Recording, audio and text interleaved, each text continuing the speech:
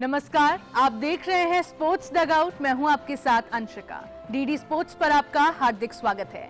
आज के शो में हम लेकर आए हैं आपके लिए खेल जगत की बड़ी सुर्खियां, दिन भर की अहम खबरें, खास रिपोर्ट्स और आपके पसंदीदा खिलाड़ियों से जुड़ी कुछ दिलचस्प कहानियां। इसके साथ ही दिखाएंगे सोशल मीडिया की चर्चाएं और खेल इतिहास के सुनहरे पलों की झलक। तो बने रहिए हमारे साथ, क्योंकि स्पोर्ट्स डगआउट में मिलेगा खेल की दुनिया का हर रंग, हर जज्बा सिर्फ आपके लिए। तो आइए शुरुआत करते हैं आज की सुर्खियों से।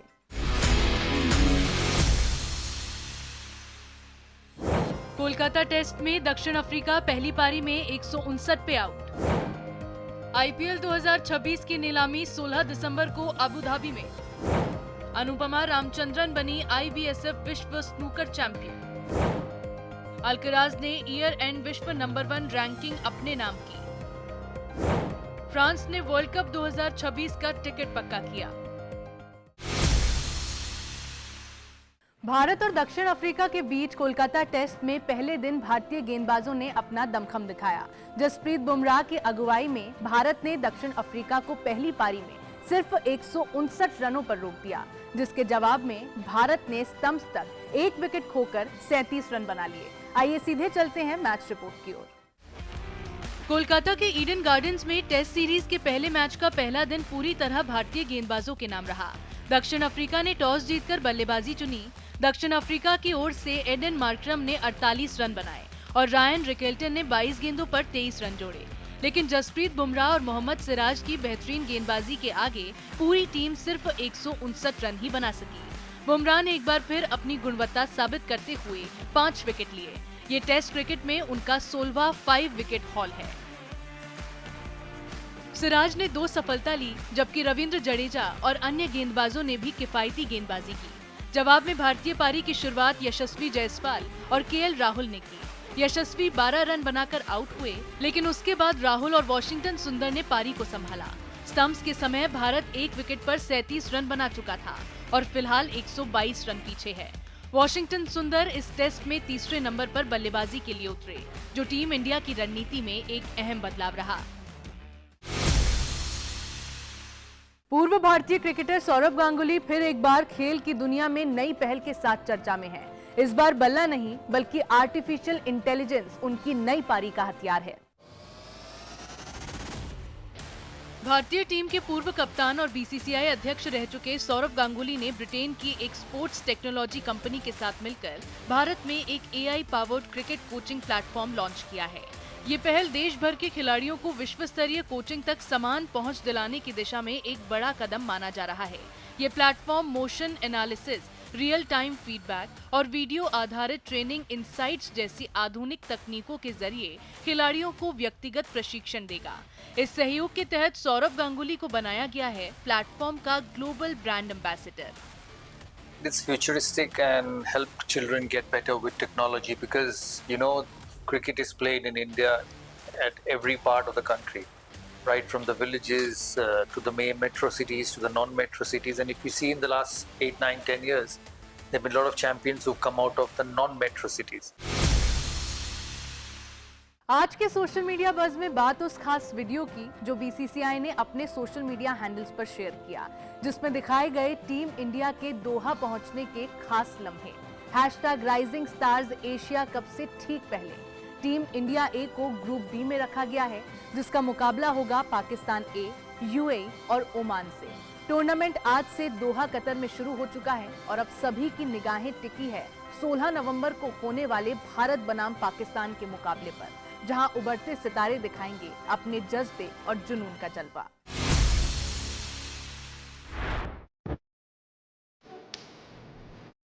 अभी कुछ कह नहीं सकते, वहां जाके देखेंगे, वहां जाके प्लान सॉर्ट आउट करेंगे। Come on, boys, let's go.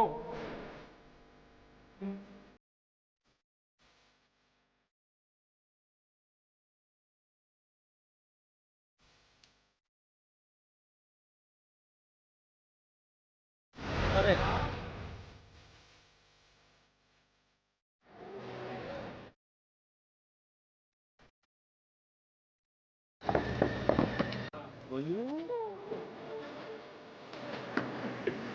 एक होता है काम और एक होता है अपने काम से काम।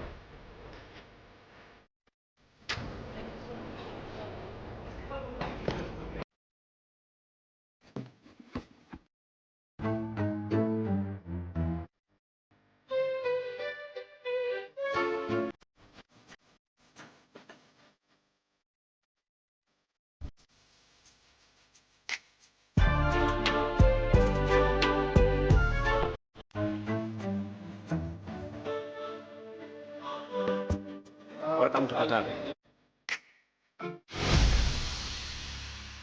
तो चलिए अब रुक करते हैं हमारे खास सेगमेंट ऑन दिस डे की ओर, जहां हम आपको ले चलेंगे खेल इतिहास के उस पन्ने पर जिस दिन घटा था एक ऐसा वाकया जिसने हमेशा के लिए अपनी छाप छोड़ दी। साल 1936, स्थान मेलबर्न क्रिकेट ग्राउंड। इतिहास के पन्नों में दर्ज वो दिन जब क्रिकेट के सरताज सर डॉन ब्रैडमैन ने एक और शानदार पारी खेली। इस मुकाबले में साउथ ऑस्ट्रेलिया की ओर से खेलते हुए ब्रैडमैन ने अपने शानदार अंदाज में गेंदबाजों को 4 दिशाओं में दौड़ाया और 192 रनों की लाजवाब पारी खेल डाली। रोमांचक बात ये रही कि उस दौर में भी मैच देखने के लिए 21,000 से अधिक दर्शक मेलबर्न क्रिकेट ग्राउंड में मौजूद थे। ये बताने के लिए कि ब्रैडमैन केवल एक खिलाड़ी नहीं बल्कि क्रिकेट का एक जीवित प्रतीक बन चुके थे। ये पारी न सिर्फ उनकी बल्लेबाजी की नजाकत का नमूना थी बल्कि उस दौर में ऑस्ट्रेलियाई क्रिकेट के स्वर्ण युग की एक झलक भी थी। तो ये था हमारा आज का ऑन दिस डे सेगमेंट और अब बारी है हमारे स्पेशल सेगमेंट स्पोर्ट्स रैप की, जहां हम आपको दिखाएंगे देश और दुनिया भर के खेलों से जुड़ी बड़ी खबर, वो भी तेज रफ्तार में। तो पेश है आज की टॉप स्पोर्ट्स न्यूज दुनिया भर के हर खेल से रफ्तार के साथ।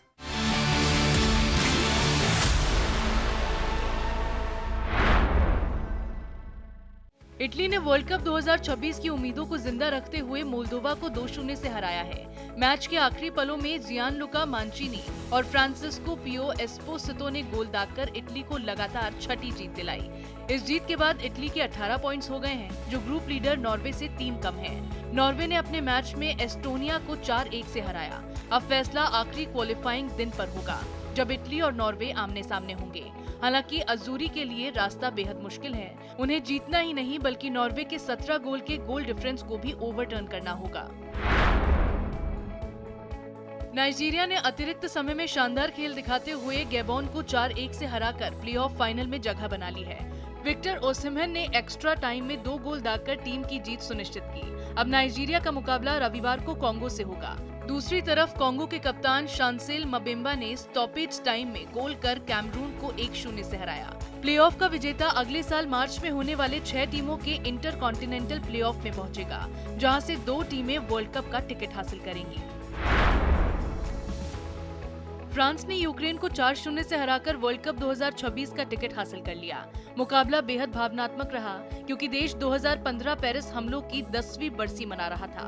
पार्क दे फ्रांस में मैच से पहले 1 मिनट का मौन रखा गया। दूसरी ओर पुर्तगाल को डबलिन में 0-2 से हार का सामना करना पड़ा और क्रिस्टियानो रोनाल्डो को रेड कार्ड भी दिखाया गया। नॉर्वे भी अपनी क्वालिफिकेशन पक्की नहीं कर पाया क्योंकि इटली ने मोल्दोवा में आखिरी पलों में जीत दर्ज कर उनकी राह रोक दी। कार्लोस अल्कराज ने यानिक सिनर को रैंकिंग में पीछे छोड़ते हुए साल का अंत वर्ल्ड नंबर 1 के तौर पर सुनिश्चित कर दिया है। एटीपी फाइनल्स में उन्होंने लोरेंजो मुसेती को 6-4, 6-1 से हराकर ये उपलब्धि हासिल की। इस सीजन में 2 ग्रैंड स्लैम जीतने वाले अल्कराज अब सोमवार को जारी होने वाली नई रैंकिंग में शीर्ष पर होंगे। मुसेती पर जीत ने उन्हें जिमी कॉनर्स ग्रुप में भी पहला स्थान दिलाया और सीजन एंडिंग टूर्नामेंट में उनकी बढ़त और मजबूत कर दी। राजकोट के निरंजन शाह स्टेडियम में खेले गए पहले अनऑफिशियल ओडीआई में इंडिया ए ने दक्षिण अफ्रीका ए को 4 विकेट से हराया। ऋतुराज गायकवाड़ ने शानदार शतक लगाते हुए 129 गेंदों में 117 रन बनाए और टीम को 286 रन के लक्ष्य तक पहुंचाया। दक्षिण अफ्रीका ए की ओर से डिलेनो के 90 रन, डायन फॉरेस्टर के 77 रन और ब्योन फॉर्चून के 59 रनों की पारियों की बदौलत टीम 9 विकेट पर 285 का स्कोर बना सकी। भारत की ओर से अर्शदीप सिंह और हर्षित राणा ने 2-2 विकेट झटके। मैच आखिरी ओवर में जाकर रोमांचक अंदाज में खत्म हुआ। आईपीएल इतिहास का सबसे बड़ा ट्रेड लगभग तय हो चुका है। चेन्नई सुपर किंग्स और राजस्थान रॉयल्स के बीच हुए सौदे में संजू सैमसन के सीएसके में आने का रास्ता साफ हो गया। अब सिर्फ बीसीसीआई की औपचारिक मंजूरी बाकी है। इसके बदले चेन्नई ने रविंद्र जडेजा और सैम करन को छोड़ने पर सहमति दी है। उधर सीएसके मैनेजमेंट कप्तान Ruturaj Gaikwad, coach Stephen Fleming और एमएस धोनी जल्द ही रिटेन और रिलीज खिलाड़ियों की अंतिम सूची तय करने के लिए बैठक करने वाले हैं। इंडियन प्रीमियर लीग 2026 की नीलामी अबू धाबी में 16 दिसंबर को होने जा रही है। पिछले कुछ हफ्तों से कयास लगाए जा रहे थे कि मिनी ऑक्शन की वापसी भारत में हो सकती है, लेकिन बीसीसीआई ने साफ किया है कि लॉजिस्टिक्स चुनौतियों के चलते नीलामी लगातार तीसरे साल विदेश में कराई जा रही है। 2023 में ये प्रक्रिया दुबई में हुई थी, जबकि पिछले साल जिद्दा ने मेजबानी की थी। चूँकि ये मिनी ऑक्शन है, इसीलिए पूरा कार्यक्रम सिर्फ एक दिन का होगा, जिसमें 10 टीमें अपने कमजोर स्थानों को भरने की कोशिश करेंगी। सभी फ्रेंचाइजियों को 15 नवंबर तक अपने रिटेन किए जाने वाले खिलाड़ियों की सूची बीसीसीआई को सौंपनी है। आईपीएल 2026 का ऑक्शन एक बार फिर बड़े फैसलों और बड़े दावों का मंच बनने वाला है।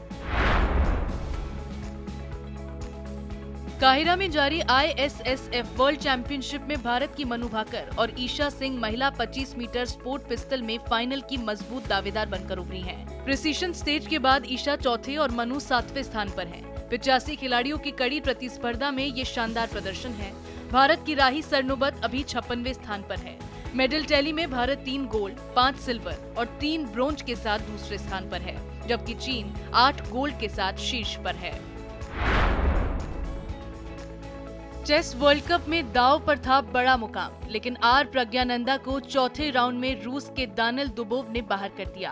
पहला टाई ब्रेकर सिर्फ 12 चालों में ड्रॉ रहा, लेकिन दूसरे गेम में सफेद मोहरों से खेलते हुए प्रज्ञू जीत तो दूर, ड्रॉ भी नहीं बचा पाए। हालांकि भारतीय चुनौती अभी भी मजबूत है। दूसरी सीड अर्जुन एरिगेसी और पी हरिकृष्णा अगले दौर में पहुंच चुके हैं। इससे पहले टॉप सीड डी गुकेश भी बाहर हो गए थे, लेकिन भारतीय उपस्थिति अब भी दमदार बनी हुई है। भारत की अनुपमा रामचंद्रन ने इतिहास रचते हुए IBSF वर्ल्ड स्नूकर चैंपियनशिप का खिताब जीत लिया। उन्होंने हांगकांग की दिग्गज एनग ऑन यी को रोमांचक फाइनल में 3-2 से हराया। निर्णायक फ्रेम में स्कोर था 60-61 और ऑन यी के पास अंतिम ब्लैक पॉट करने का मौका भी था, जिसे वो चूक गईं। अनुपमा ने इस अवसर का फायदा उठाते हुए खिताब अपने नाम कर लिया। 23 वर्षीय चेन्नई की ये खिलाड़ी पिछले साल एशियन चैंपियन भी बनी थी और अब वो विश्व चैंपियन बनकर भारत के लिए नया इतिहास लिख गई हैं। तो चलिए स्पोर्ट्स रैप से आगे बढ़ते हुए अब बात करते हैं हमारे बर्थडे स्पेशल सेगमेंट की, जहां हम मना रहे हैं उन खिलाड़ियों का जन्मदिन जिन्होंने अपने शानदार खेल से सभी को प्रभावित किया है। तो आइए जानते हैं उनके बारे में कुछ खास बातें। भारत के पूर्व विकेटकीपर बल्लेबाज सबा करीम भारतीय क्रिकेट के उन खिलाड़ियों में रहे जिन्होंने अपनी प्रतिभा से बिहार क्रिकेट को राष्ट्रीय पहचान दिलाई। महज 13 साल की उम्र में उन्होंने पटना की अंडर 19 टीम की कप्तानी की और टीम को श्यामल सिन्हा ट्रॉफी में जीत दिलाई। इसके बाद उनका चयन विजय मर्चेंट ट्रॉफी में बिहार की कप्तानी और फिर भारत की अंडर 15 टीम के कैंप के लिए हुआ। सबा करीम ने भारत के लिए 1 टेस्ट और 34 वनडे खेले। उन्होंने फर्स्ट क्लास क्रिकेट में 120 मैचों में 7,310 रन बनाए, लेकिन मई 2000 में बांग्लादेश के खिलाफ एक मैच के दौरान हुई आंख की गंभीर चोट ने उनके क्रिकेट करियर को समय से पहले समाप्त कर दिया। मनोज कुमार तिवारी भारतीय क्रिकेट और अब राजनीति का जाना माना नाम। 14 नवंबर 1985 को जन्मे तिवारी ने बंगाल की ओर से घरेलू क्रिकेट खेलते हुए अपनी पहचान बनाई। वो राइट हैंड बल्लेबाज और लेग ब्रेक गेंदबाज रहे, जिन्होंने भारत के लिए वनडे और T20 दोनों प्रारूपों में प्रदर्शन किया। आईपीएल में उन्होंने Delhi Daredevils, Kolkata night Riders, Kings 11 Punjab और राइजिंग पुणे सुपर जायंट्स जैसी टीमों का प्रतिनिधित्व किया। क्रिकेट से संन्यास के बाद राजनीति में कदम रखने वाले तिवारी ने 2023 में एक बार फिर वापसी की, ताकि बंगाल के लिए रणजी ट्रॉफी जीतने का सपना पूरा कर सके। फर्स्ट क्लास क्रिकेट में उनके नाम 8,752 रन दर्ज हैं। हेमांग बदानी भारतीय क्रिकेट के उन भरोसेमंद बल्लेबाजों में से रहे जिन्होंने टीम इंडिया के लिए नई उम्मीदें जगाई। 14 नवंबर 1976 को जन्मे बदानी एक लेफ्ट हैंड बल्लेबाज और स्लो लेफ्ट आर्म बॉलर रहे। उन्होंने भारत के लिए 4 टेस्ट और 40 वनडे मैच खेले। बदानी ने तमिलनाडु, राजस्थान, हरियाणा और विदर्भ जैसी टीमों से घरेलू क्रिकेट खेला और 2000 एशिया कप में बांग्लादेश के खिलाफ अपने वनडे करियर की शुरुआत की। उस साल भारत आईसीसी चैंपियंस ट्रॉफी का उपविजेता रहा। आज हिमांग बदानी आईपीएल की दिल्ली कैपिटल्स टीम के हेड कोच हैं। डीडी स्पोर्ट्स की तरफ से इन सभी को जन्मदिन की हार्दिक शुभकामनाएं। तो दोस्तों, आज के स्पोर्ट्स डगआउट में बस इतना ही। हमारा वादा है कि खेल से जुड़ी हर बड़ी और अहम खबर हम आप तक पहुंचाएंगे सबसे भरोसेमंद और सबसे दिलचस्प अंदाज में। तो जुड़े रहिए डीडी स्पोर्ट्स के साथ।